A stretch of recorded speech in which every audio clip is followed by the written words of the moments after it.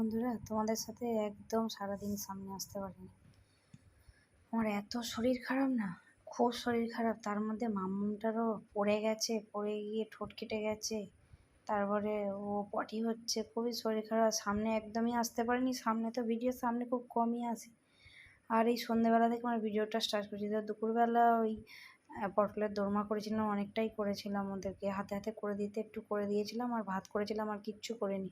আর রাতে খিচুড়ি আর আলু ভাজা। তোমাদের সাথে কি বলো তো, পরে তো ভয়েসটা দিচ্ছি। তো আলু ভাজা বলেছিলাম দেখাবো, কিন্তু আলু ভাজা ভেজেছি দেখাতে ভুলে গেছি। আর মামাম এত ঘ্যান ঘ্যান করছে না, ভালো লাগছে না কিছু। তো আমার পেটে কি হয়েছে কি জানি, শুধু পেটে যন্ত্রণা হচ্ছে। তো তো চলো, আর কি বলবো। হাই বন্ধুরা, তো সকাল থেকে আমি তো সামনে আসি না, তোমাদেরকে সব ব্যাক ক্যামেরা করেই দেখাই।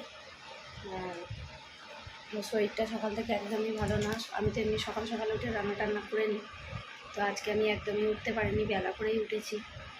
তো পটলের দোরমা করেছিলাম আর ভাত করেছিলাম। তো তোমাদের দাদা ভাই সবাই মিলে হাতে হাতে করে দিই, তবেই করেছি।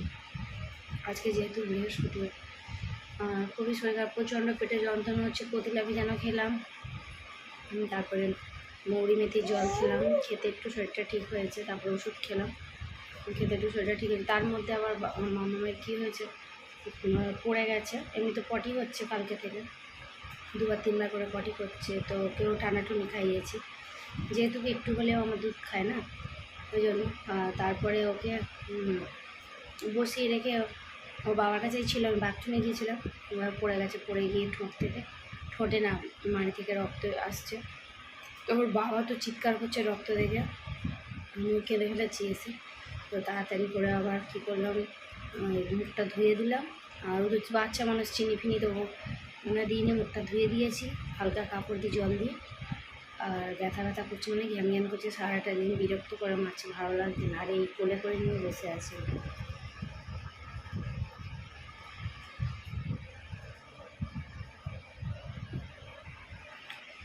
কোলে করে নিয়ে বসে আছি। আর রাত্রিবেলা রান্না করেছি, খিচুড়ি করেছি দেখালাম। আলু ভাজাটা পরে দেখাচ্ছে, কোনো খিচুড়ি নিয়ে আর একটু বসেছি। সারাদিন ভালো করে খাইনি কিছু, পেটে যন্ত্রণা হচ্ছে বলে। তো আলু ভাজবো, সবাই খিচুড়িটা বানিয়েছি। আর আমাদের খেতে গেলে তো 11টা। তো চলো আলু ভাজাটা ভেজে তোমাদের সাথে আবার শেয়ার করবো। তো এখনকার মতো ভিডিওটা এই পর্যন্ত।